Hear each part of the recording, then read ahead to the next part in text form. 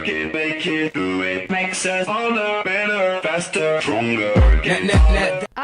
Welcome into The Future is Female. It's good to be back. Gabrielle Ducharme here with my two co-hosts, Sarandon, Raboin, and Nicole Pinter. We took a break last week, guys. We did. How was your spring break? It was good. Good to be home. Yeah, it was really nice to relax and, not go to school for a little bit. Oh, but, yeah. A lot of things happen in the sports world because sports doesn't stop. No. Sports Ever. never Sports takes doesn't a break. take a break. Oh, yeah. Oh, God, Nor does the NFL. We've got a jam-packed show today. I mean, we're going to start off with probably the biggest news, NFL free agency. A lot has happened in just the last week.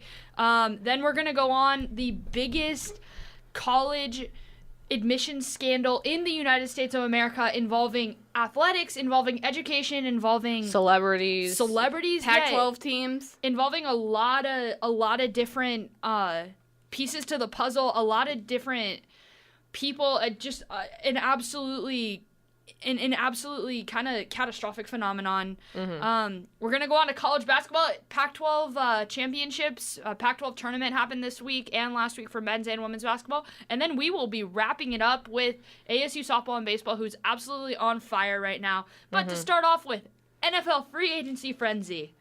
Oh, Lord. Oh, my God. Where did it even start? I mean, yeah, this is so much. many big names. So many big names. Like, two of the top, I'd say 3 or 5 wide receivers are traded. Le'Veon Bell kind of takes less money. He takes more guaranteed money. Foles is going somewhere else. Earl Thomas, Mark Ingram, somewhere else. New York's not doing great. Let Landon Collins walk, and then you trade OBJ. Tannehill yesterday traded to the Titans. Eagles trade for Deshaun Jackson. Right. And Tyreek Hill under investigation for alleged battery against his own son. But let's start with the lighter note, with the more fun thing, free agency. Yes. Free agency. I mean, just to start off, I think the team that we all just can't stop talking about, the Steelers. I mean, it just seemed like they were just, collectively, we're done. We're just done. They just traded Le'Veon Bell and Antonio Brown. We knew Antonio Brown was going. Right. There was no way he was going to stay in Pittsburgh for literally another month. Well, he almost went to Buffalo. Yeah. But Le'Veon sat out an entire year. Yeah, he was a free traded. agent. He was a free agent going into this offseason. But, we knew that, that was also going to happen. I'm saying, there was no way. Trade-wise? Trade-wise, we knew Antonio Brown was going to be, the trade to watch because we knew Le'Veon Bell was going to sign somewhere else. Yeah. And the Jets have been the front runners, in my eyes, since he sat out, Right. I think.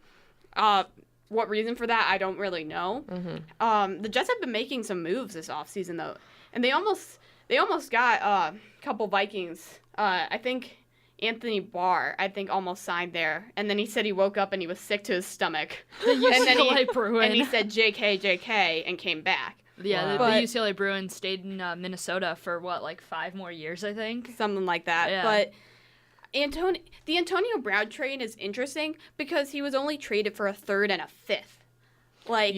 That's it. Yeah. And it was for Patri- nothing. And I've heard the Patriots had a better offer, but they were like, no, because why? Yeah, you don't want him going to a rival. Yeah, you don't trade within the division, especially with that caliber player. That just. But that'd what be is shooting yourself in the foot? But the lack of, I guess you could say the 3rd round pick, the 5th round pick, what does that say about the situation? Did the Steelers just hit their breaking point and say, okay, we got to get rid of this guy? Or is it the drama? Do teams just not want to take on the diva that is Antonio Brown, the character that he is? The drama that comes with him. I think it's both. Yeah, but in my opinion, the locker room cancer is still in Pittsburgh, and that's Ben Roethlisberger. I was about to say Roethlisberger. Yeah. I think Brown and Bell are just symptoms of the real problem in Pittsburgh, and I think it only gets worse, to be honest with you. I know a lot of people are, sleeping on the Steelers, saying they're not going to be as good. And I buy that, especially with the moves the Browns have been making. Yeah. I see no reason for them to not be the favorites in the AFC North. Yeah, honestly, the Browns look like a completely different team after this offseason. I'm sure they're not done. Oh, no. Yeah. It's just, I was saying to What someone year else, is it? and I was like... do I want to be a bandwagon Browns fan? Like, yeah, like the Browns have a bandwagon now. I know. It's amazing. What year is it? I feel like I'm the only person that's like the Browns, just like their past history. Like, I understand they've made really great moves, but like OBJ, Baker, it all feels almost too good to be true. Like, I feel like 3 years ago they were like 0-16 people. Yeah, but at the same time, you know, it all starts with energy. And I think they're getting the right energy back to Cleveland. And I think they're giving, like, the right energy to fans. Like, you know, like, we're actually, like, hope for us. Like, you know, root for us. Like, become, you know, a part of this organization more. They're kind of building, like, the community, you would say. Right. Yeah. And I think, like, that's what's really been lacking in Cleveland for so long is because they've had those diehard fans, for sure. But it's also been, like, you know, now you need to get the average person interested in the Browns because, like, when they were bad, it was just like you just wrote them off. I think the whole city of Cleveland is behind the Browns. Oh, I think the whole country is kind of like really like, finally, the Browns are okay. Well, I mean, Cleveland has some of the most loyal sports fans ever. Absolutely. The Cavs still find a way to sell out their crowds even when they're like 0-30 on the season and they get their first home victory. It's still a sellout crowd at the Q. Right. No, I've had a friend of mine that lives in Cleveland and he went to the loss parade where they like went 0-16. Oh, yeah. They had a parade for it. And he is so happy and excited for, you know, what's to come in Cleveland. And because, like, especially in Cleveland is what I've learned is that the Browns are always going to be, like, that team. Like, once they have a ring, like, it's going to be, like, legitimate. And, like, you know, the Cavs was fine. You know, you got some wins there, and the Indians are fine. But it's, like, really the Browns that they're looking to have success with. And I think, you know, hopefully in the next, like, 3 years, they can see some progress. I think they will. So does LeBron come back to Cleveland now? Oh my God! Signed a 4-year deal. I don't need another decision. No. The decision part 4. No. Decision part 4. No, we didn't need a part 1. Oh my Lord! Nor part 2 or part 3. May I add? Right. But okay, I have a question for you guys though. So you're saying about 3 years until the Browns really see like this team make big progress, get to the playoffs. What about this season? Where do they go this season? I'm saying within 3 years, like you're gonna see them hit their stride. Oh, okay. I'm not saying like 3 years on the dot. Sarandon said that they're gonna win a Super Bowl. I'm not saying that. I'm saying you're gonna see success with that team within 3 years. Okay. And I'm not saying it can happen this season. Like I don't know how they're playing. It's the offseason. I haven't seen them practice at all. Like, who knows? But I'm saying, you know, with the amount of talent that they have and how that division is lining up now, I think you're going to see success. I'm going to take a chance here. What's their record going to be this year, do you think? I'll get to that. I think I'm going to take a little risk here, but it's the Browns, so I think I can. I think, actually, one of my friends said this on Twitter, I think they're fighting for a first-round bye come the end of the season. I think... I'm going to say it. Wow. I'm going to say hot take. Wow. Scorching take. Scorching. I think, but honestly, I'm looking at their division and that, I mean, I think for that division, absolutely. I mean, think about it. Cincinnati just sucks. Mm-hmm. I think they could go 0-16 this year. I honestly do.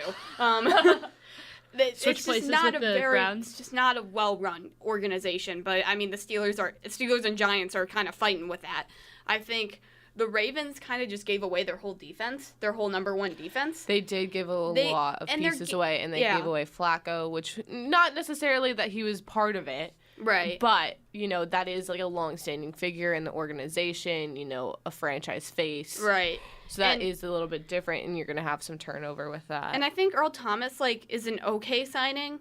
I think Eric Weddle was just such a leader on that team, and he was just such a good safety or corner. That's hard to replace, even as good as Earl Thomas is. And then for Mark Ingram, I don't like the fit. With Lamar Jackson at quarterback, and then you have sort of a power back in Ingram as probably their starter, because they actually just released their former starting running back a couple weeks ago. So I don't like that fit. So I think they're like an 8-8 maybe. And then the Steelers, I think, I don't know. They're kind of like how the Cowboys are every year. They could very easily be 8-8 or 10-6. Mm-hmm.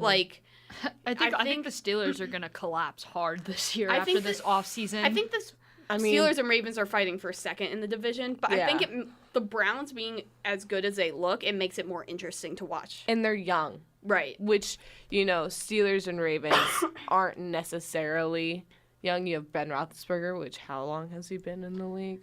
Right. Almost a decade. But now Juju has to be the number one receiver. Right. And I don't know that he's ready for that. I think he's a great receiver, but to have him be the Antonio Brown, I don't know. He tweeted that he was ready, and that was adorable. I know. He's so just don't Pittsburgh. Just please don't corrupt Juju. Yeah. Just please leave him alone. All right. But how about the Giants? Oh, good Lord. I saw something. It was on Twitter, and it was an Infinity War where it was like Thanos was like, oh my God, have you seen the Endgame trailer? I have, and it's fantastic. And if you haven't seen it, go look it up after. I'm gonna the show. cry. Yeah, but it was like, isn't it supposed to be like 3.5 hours long? I mean, I'd sit through it. I would sit through it. I'd sit through 10 hours of it. Oh, Lord. So it was about how Thanos was getting the Infinity Stones, and it was like, so you have all the Infinity Stones, and it's like, at what cost? And it was okay, so it was like Eli. So like so it's like you kept Eli Manning, but at what cost? What did it cost? Everything. Because they literally traded away everyone. Yeah, I mean, you let Landon Collins walk. Mm-hmm. I mean, there's no reason for that. No reason to at least get something out of him. Mm-hmm. And then you trade OBJ for a first, third, and my boy, Jabril Peppers, who I think is on the up and up. I think it's not a bad trade. I mean, they still have first and third, but the Browns clearly won this trade. Mm-hmm. I think there's a way it can work out for both teams, but both teams kind of went into this trade differently. New York is looking towards the future, which is odd because they traded OBJ. Browns are looking to win right now. And I should say the Giants are looking for a rebuild. Right. But if you're trading away OBJ as part of your rebuild, no. Like he actually tweeted out something. He's like, as he's been known as like sort of a locker room cancer, which I don't think he is. Right. He tweeted out, he's like, I'm not a cancer, I'm a Scorpio, like your sign. And it was just so oh my God, I loved it so much. I don't think OBJ is a locker room cancer. I think New York is in shambles. I think they're definitely going to be last in the division, without a doubt. So it should be fun. I think OBJ, once again, he's kind of a victim of the organization being in shambles. Like, he's literally... Well, he won't have Eli Manning as his quarterback anymore. Right. Well, that's the thing. That's the real cancer. Right. Eli Manning, Manning, much like in Pittsburgh with Ben Roethlisberger, he's not the real cancer. He's not the cancer. And the reason... A locker room cancer is someone who messes up the sort of vibe. The reason he's not a locker room cancer is because he doesn't have a vibe to even give off. I think it's because he's just not a good he's not a cancer. He's just not good anymore. Like that's what he is. He's not a locker room cancer. Okay, then maybe if he's not the locker room cancer, he's the reason though why New York won't move on, because they're holding on to this like quarterback who resembled like a Super Bowl they won almost 10 years ago, back in 2010, and a Super Bowl that they won. Yeah. He represents the olden times, quote unquote, from like the last decade, and the Giants need to move on from him, but they refuse to. Mm-hmm. They refuse to. Last year when they drafted the running back number 2 overall, who was Saquon Barkley. Yeah, Saquon Barkley. I still think that's a good draft though. Oh yeah. I think 100%. They should have taken a quarterback. I think they should have taken a quarterback with that pick. And let's hope they do this time around. I think they have to. And I don't think this year's quarterback class is as good as last year's quarterback class, though. I think that's the problem. I mean, I'm iffy on Darnold. I think he's going to be good. I was iffy on him coming out of the draft. Just maybe it was because his last season was just really not good. Right. So I think I'm still not completely sold on Darnold, but I think Haskins could be a good fit. But I think it's still... But I would almost take Drew Lock, and I'm not saying that because I'm a Michigan fan. When I watch film of Haskins, he's really good at hitting the open receiver. Like the game against Michigan, he just hit the slant route the whole time. That's it. Oh my God, it kills me to say it, but that killed us. Mm-hmm. And that's all he did. And I just haven't seen him make like the tight throws that lead me to believe like he's gonna have like a long future. But I think there's a chance. I'm not, Well, either way, the Giants need to move on from I think he's like 38 now. They need to start Eli thinking Manning. of the future. Yeah. And I mean, OBJ is only 26. He gets traded away, literally going into his prime. They say the prime years of your pro career are between when you're 27 to 31, and so it'll be interesting to see what happens to the Giants this season. Yeah, it should be fun. I think we can all agree. Finishing off here, the offseason is better than the Super Bowl. I think we can all agree on that. Is. Yeah. Oh, it totally is. Yeah. Anyway, so up next, we'll talk about the largest college admissions scandal, 2K19. And, lots of drama with this. Lots of chaos, as Nicole likes to say. Chaos. So that's coming up next in the Bill Austin radio studio. We are The Future is Female.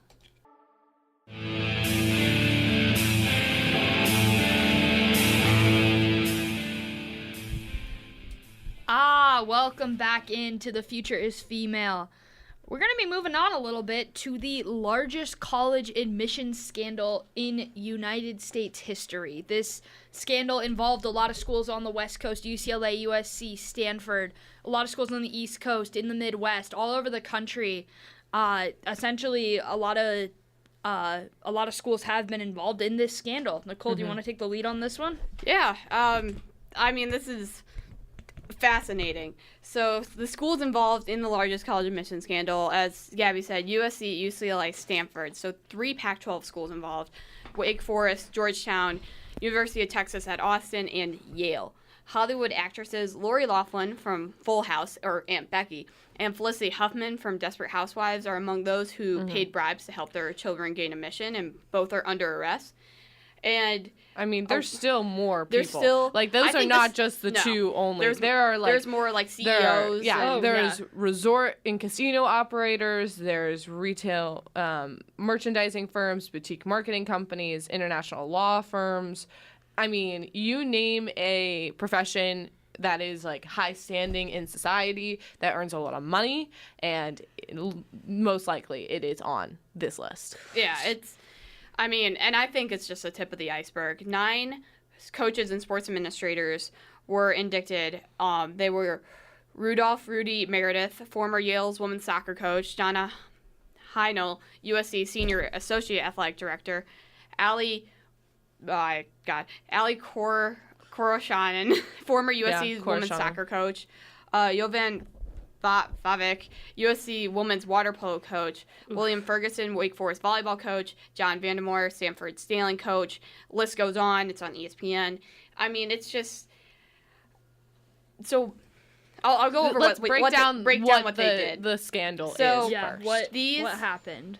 So these coaches helped regular students who were not student athletes get into school by saying they were, and they photoshopped pictures. They took pictures to make it look like they were athletes. Admissions directors, thought that they were athletes coming in, and they really weren't. Olivia Jade, who is Lori Loughlin's niece? Daughter. Okay, thank you. Daughter. She was, quote unquote, on the U.S. women's crew team. Right. So, who's never done crew in her life. Right. And what's really, the biggest point about the scandal is that these coaches were paid by the parents to falsify records and, fake, accepting or, recruiting these students or these kids to play these sports, but they're not actually playing the sport. Right. If that makes sense. So, if I was, because I played soccer and softball, so say I was recruited to go to soccer and play somewhere like USC. So I would be recruited by a coach, I talked to the coach for a little bit, I'd sign my letter of intent, and then I would go on to play soccer. So what they were doing is that they were like, oh, we're recruiting, Lori Loughlin's daughter for the crew team, and then so she made it look like she was going to be on that crew team, but then never did anything with crew, and the coaches were paid off to then say, oh yeah, we just, didn't end up working out, but we still recruited you for crew, or like you still had all that intention. And so because these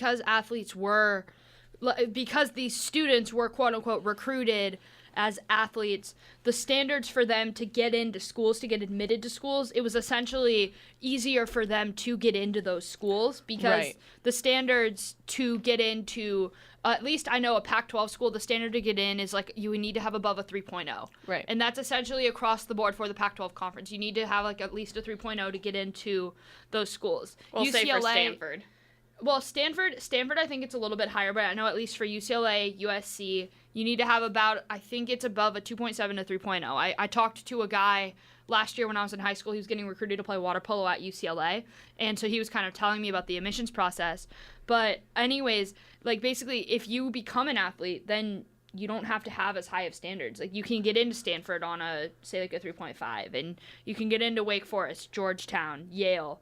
These places, It all depends on what you bring to the team, per se. But the reason for that, though, for those of you who are like, oh, it's easy, like, you just have to get recruited, and then I can go and get into these colleges easier, like, yeah, I can do that. It's because it's ridiculously hard to get recruited by these elite D1 schools. Oh, yeah. It is ridiculously hard. And I am lucky enough where I know people who have gone through the process of being recruited by D1 schools or trying to look for, different offers from schools. And, not only do you have to get recruited and you have to talk to coaches and you have to, sign your letter of intent, but then you also have to apply to the school and get admitted. So that it's actually a two-step process, which a lot of people don't understand. Is like when you do athletics, a lot of people might think, oh, like if you signed, oh, you're committed to UCLA, like you could actually not get admitted to UCLA. Here's the thing about that, is that typically when you sign your letter of intent that you're going to the school, right, if the coaches want you enough, they're going to make sure you're admitted. Right, and I'm not saying, like, that happens all the time. It does happen where, there is a discrepancy. And the reason I think this is really, like, the tip of the iceberg is because there are more smaller scandals where coaches may say, oh, hey, they signed, but we don't want them anymore. Right. And just be like, yeah, just don't admit them. And that's, in of itself, still a scandal. Right. Because I think, especially with D1 sports, and this is a lot of the reason why I say NCAA is trash. Because, for one, this happened under their watch. And I think with the NCAA, it's made entirely for student athletes, yet they do almost nothing. They don't respond to change. They don't, like, I don't know if I've seen a response from them on this, because this does involve them. Have. And I think the NCAA needs to say something, like, how did this happen under our watch, because it still involves them. Yeah, I think absolutely. Now it's about the NCAA looking in the mirror and realizing that because I think student athletes who are actually working hard, playing on these teams, they're kind of becoming they might become victims in a way to these coaches who succumb to power, and to these coaches who are influenced by so many outside sources involving money and involving laundering and involving all these different things. Like I think it's time for the NCAA to step up and say we need to start protecting our athletes. Mm-hmm. We need to start protecting our athletes from coaches like this, from scandals like this. And you hear it a lot. If you know someone who plays a D1 sport, or you'll hear it from just anyone, playing D1 sports specifically is like a job. Oh, it's 100% like a job. It is. Because it's your life. It's what you if you're not at practice or working out, and then or you're getting your study hours in, then you're like sleeping or eating. That's literally it. Maybe you'll be able to like see your family once in a while when they come to a game. Right. And I don't know. It's the NCAA. Like I've had gripes against the NCAA for a long time. I think if the NCAA just doesn't say anything or two change, right, then that becomes more of the problem, because the FBI has been looking into this scandal for a long time. Mm-hmm. I forget what the Operation something. I forget Varsity Blues. Oh yeah, that's Operation right. Varsity Blues. That's a great name. Honestly, when I saw that, I was like, that's exactly what I should have named everything. That's like wow. FBI, very clever of you. I Very. liked it. It I is like very I clever. like seeing the personality of you. Yeah. For sure. But going back to Lori Loughlin a little bit, Aunt Becky and her daughter, Olivia Jade, she certainly doesn't help herself with her YouTube channel. Oh my gosh. If you've seen any of her videos. Yeah. If saying you have she just not, wants to party and tailgate Yeah. and doesn't really care about school. Not only I'm are kind you of quoting her. admitted into one of the most exclusive schools in the country. What like, school was she admitted into? USC. USC. One of the most exclusive schools in the country. Yeah. Not easy. Not easy. We would know their journalism school isn't exactly easy to get into. It is not. No, she on her YouTube channel, she would say like, yeah, I'm not going to classes. I'm here for going to frats and partying it up and all kinds of stuff. And it was just, I mean, if you're given the opportunity to, you know, go to and have a higher education, no matter what school you go to. And I'm saying like this as someone who, you know, is always like, I've always liked school. So this is like, I get it. If you don't like school, it's not your cup of tea. But like, if you're given the opportunity to go to a higher education and you're paying hundreds of thousands of dollars, at least appreciate it for what it is and go to class to learn and, you know, improve your yourself. education. Yeah. Improve yourself. Like, Yeah. I'm not like, get saying your like, degree to... I'm not saying that you have to become like some great like engineer or like medical, you know, person. Like there's tons of different ways to get an education. Yeah. I mean, if you're interested in art, like go learn about art history or art theory or something that sparks your interest and like, you know, actually, you know, brightens your, you know, identity and, you know, expands your horizons to, you know, make you a whole human being, like, and not just someone who, you know, live fast, die young. Yeah. If that makes sense. Well, my question, I guess, is now, like, what happens to the to the students who were involved with And that's this? the biggest thing. And Like- that's like what we're going to see and what we should and everyone should keep an eye out for Yeah. in the future couple weeks is what happens to the students whose parents did this and maybe they don't know or who were actually complicit. And then what happens to the schools? Do they, you know, kick them out or do they let them continue their education? And that will be kind of the biggest, I guess, example of what will happen for the future. Because if they kick for them the out, NCAA. If like, I'm that if is I'm a huge story. I mean, if I'm like college athletics, if I'm NCAA, if I'm just the university as a whole, I think I have to strongly consider kicking the kids out of school because of the way they got in and because of the light that it puts universities in. Like UCLA. UCLA is the most applied to school in the entire world. Right. They have over 130,000 applicants every single year. I would know half of my high school applied to go to UCLA, and not many kids got in. I grew up in that area. Same with USC. A lot of kids applied, not a lot got in because of the reputation the school has. Stanford, Yale, Georgetown. These are institutions that have deep-rooted history in academic excellence And exclusivity. Yeah. And this type of this marking, this scar that they now have on their reputation, on their resume, this dark spot, those institutions want to get rid of that dark spot as quickly as possible. To get rid of it, you have to get rid of the people who are essentially the main cause of it, which is the parents, which is one thing and the coaches is one thing they are taking care of. But then you got to look to the students. I mean, the students kind of had a role in it as well. Can you imagine going to class and like Olivia Jade is there, or maybe she isn't because she doesn't go to class, but like she's there. Oh my god. I mean, you have to. I mean, at some point, like you do have to feel for like those students because like that is now on their entire life. Right, Yeah. like are they gonna be able to get into another school unless they knows? complied? I think you still have to expel them, kick them out. I think you have to. Yeah. But I think like, do you most allow of them them- to reapply? most of them I say yes. Yeah. I think you do another independent investigation into them Right. because they're Unless they're they're adult, into what their role was in the whole thing. right. Like, did you know? What did you know? Did you try to stop it?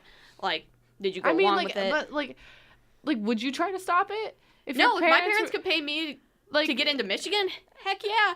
But yeah, like I don't know. I think the funniest thing to come out of this is like, well, what did we learn? We learned that if your parents have enough money and they love you, they'll send you to the school you want to go to. Yeah. Basically, if you weren't sent to the school you don't want to go to, your parents don't love you. Yeah. No, I'm just kidding. But one thing I saw on a Reddit stream was, I think this came out of the report and is true, is that I believe it was Lori Loughlin, correct me if I'm wrong, but said, oh, we want to get her into somewhere else other than, or her husband, maybe. It was her husband. Okay. I know where you're going with this, and it's her husband. We want to get her into somewhere else other than ASU. And ASU came back with a fiery response, let me tell you. Their post yesterday? They posted that was great. A photo of their charter, and it says that I'm quoting or like paraphrasing, and it was like, we, strive to not only provide like excellence in education, but inclusivity to all those who want to pursue that education. And I was like, wow, this is the school I go to, Forks Up, We got into ASU all by ourselves. We did. Heck, it's yeah, not that hard. Well, but the thing is, with a scandal like this exclusivity culture that college has kind of created, I makes me wonder, is this the tip of the iceberg? Absolutely. What about 100%. schools like, I know schools in the SEC, they're not as exclusive to get into, but the athletic programs, they'll go very, very far if people are willing to donate money to them. You look at Alabama football, you look at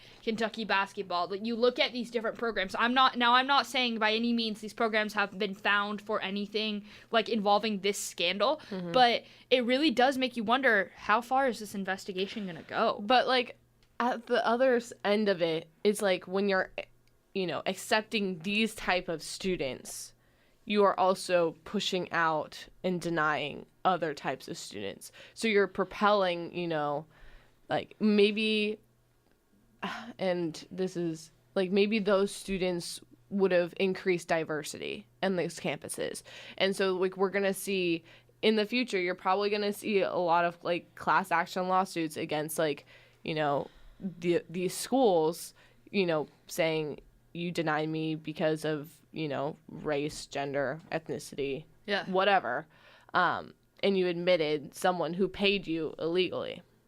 So it's going to be really interesting, I think, to see how these schools, deal with that, and if they do become more inclusive. Yeah, and I think, like you said, Gabby, it's only the tip of the iceberg. And I think more than this scandal, too, I think the FBI is going to find a lot more than they were probably looking into this. Yeah. Mm-hmm. For sure. Well, coming up next, we are talking the Pac-12 tournaments as in men and women's, and then also a little bit of yield baseball and softball. Yield. I don't know why I said that, but we're going with it. All right, this is The Future is Female in the Bill Austin Radio Studio.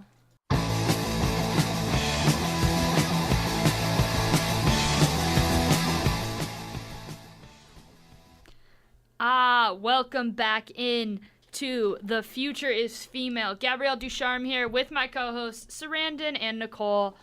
Got a lot of stuff to unpack in this next segment. ASU men's and women's basketball were now at the Pac-12 tournament the last couple of weeks in Las Vegas, Nevada. Start off with the women's team, yes, I guess. Yeah. Absolutely. Yeah. The women's team came into the tournament a 5 seed, so they played a play-in game, and then they ended up losing to UCLA in the quarterfinals. And I was actually at the Pac-12 tournament last weekend. Wow, look at you. Little reporter over here. Something like that. I wrote a couple articles here and there. Very cool. Did a couple interviews, but yeah, so I covered the entire tournament. I've been covering the team all season long. At ASU women's basketball, they've been kind of inconsistent throughout the season. They've had a very, very brutal schedule, playing against multiple top 5 teams: Oregon, Baylor, Louisville in the regular season. The Pac-12 alone has 5 teams ranked in the top 25. Yeah. It's hard when your like conference is actually really good. And you're like, gosh, man, I just wish it was, a little easier. But wish it was the men's side of things. But, that helps with strength of schedule, so, those losses aren't counted as bad. But oh, yeah. They're Q1 losses, right. per se. Right. Yeah. Right. they're for sure going to go to the big dance. They'll find out their seeding on Selection Monday, but yeah, basically, I mean, Monday. I don't know. Sorry. Yeah. But honestly, the Pac-12 for women's basketball, head coach Charlie Turner-Thorne went on record during a press conference and said, quote, the Pac-12 is the best conference in women's basketball. And I will go to bat for you on that. I will argue that, like, day in and day out. She said that, quote, after their first round victory over Colorado Boulder. Mm-hmm. And it was really, really interesting because watching the Pac-12 tournament, you saw all the teams back to back to back to back. You saw Stanford with Elena Smith. You saw Oregon with Sabrina Ionesco. Mm-hmm. You saw Oregon State. You saw all these different teams that have absolutely dominated college basketball all season long. And so it was really, for me personally, it was humbling being there, the MGM Grand Garden Arena, seeing, like, just essentially witnessing history. It was International Women's Day on the second day of the tournament, which was huge. I saw Sabrina Ionesco play. I saw Kiana Ibis play. Mm-hmm. But, I mean, the Sun Devils still got knocked out in the quarterfinals. They played against UCLA. They ended up losing that game. They were down by as many as 15 points, but then their bench exploded. Their bench that usually averages about 15, 16 points a game. Yeah, they went off for 25 points. Sophia Alenga went off for 19 points in that game. She's a senior coming off the bench who's actually a member of the Cronkite School as well. Riley Richardson played very poorly, though. Sun Devil point guard, she's a junior. She's a veteran. She's kind of been through the ringer with this team. She had 5 turnovers, season high. But despite, like, the, I guess, subpar performance in the Pac-12 tournament, ASU does expect to make a deep run in come March. They do expect to go possibly to the Sweet 16 or even the Elite 8. The pressure's gonna be there. The pressure's gonna be there for sure. Kiana Ibis has a lot of pressure on her shoulders, being kind of the backbone of this team. She's a forward. She's a senior. Mm-hmm. But yeah, I mean, what are your guys' thoughts on ASU women's basketball? You know, the big dance is a trying time for us all because we're all glued to our seats watching with, like, clenched fists and just, like, so excited, or, like, for the thrill of victory and the agony of defeat. So, you know, anything can happen in March Madness and the tournament. And, you know, it's exciting to see, you know, the women's team go back to the tournament, most likely. They, you know, did really well last year. The Elite 8, I believe. They made it to the Sweet 16 Sweet last 16. year. Yeah, they've made it to the Sweet 16 the last 2 seasons. But still, I mean, like, they have a chance to get to the Sweet 16 again, at least. Yeah. And, you know, I feel like if they play to their potential, they could, you know, go really far.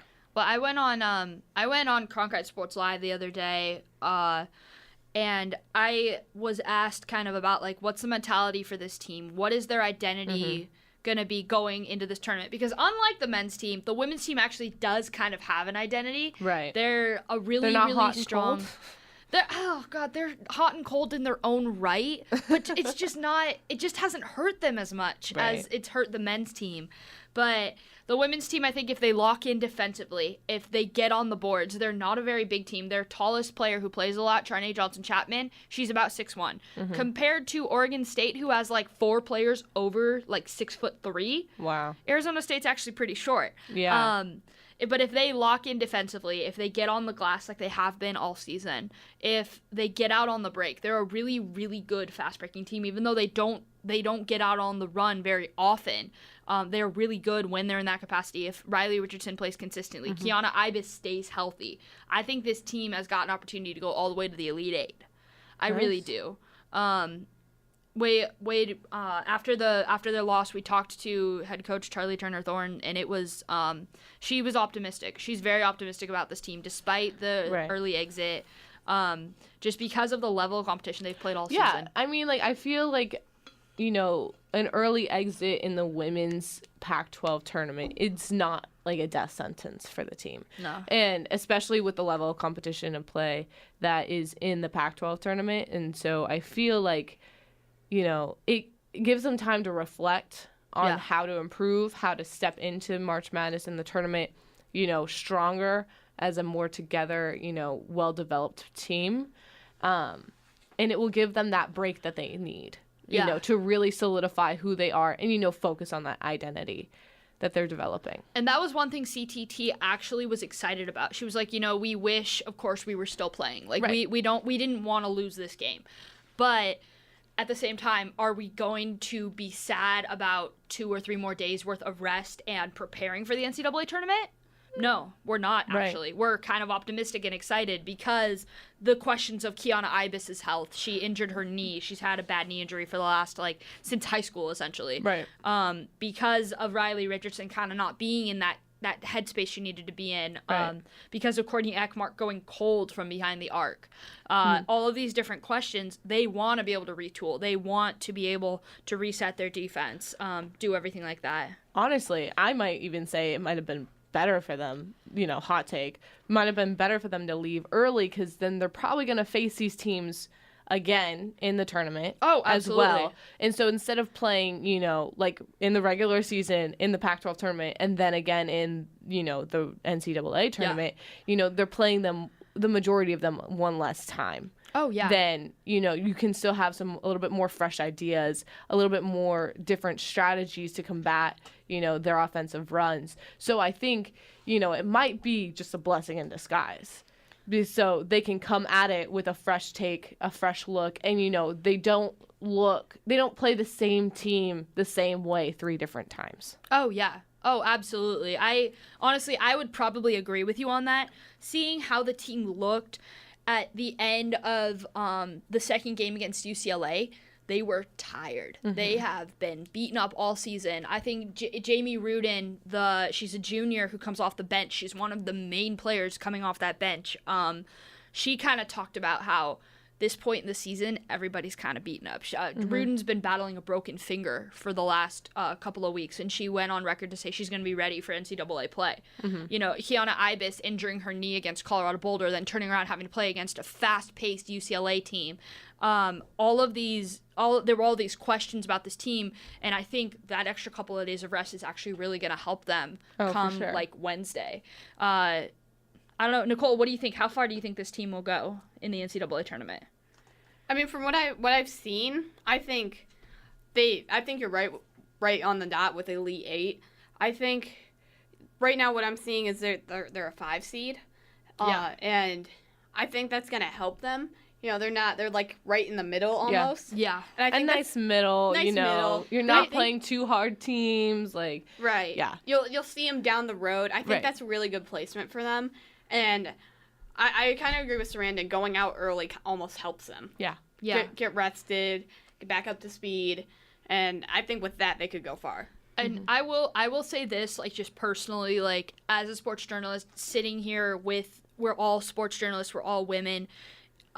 Just as a whole, the Pac-12 tournament for women's basketball, it's somewhat of a spectacle that kind of goes under the radar because a lot of the people working the tournament, the announcers, the in-game hosts, Jill Savage, the producers for the show, all of it, everything from the Pac-12, it's all kind of run by women, which is kind of an amazing spectacle to see. You look around the arena and you see the International Women's Day poster kind of up on the screen. You see all of these different things, and then you look over and you see an entire table full of women announcers. You see a sideline reporter who's a woman. You see all these different amazing things. And so the Pac-12 in and of itself, the tournament, it was just such a spectacle. It was a really special thing to be a part of. I'm really glad that I got to be a part of it. And honestly, I say to anybody out there who's listening, take the time in your life at some point to go to Las Vegas for either the men's tournament or the women's tournament, or both if you really can.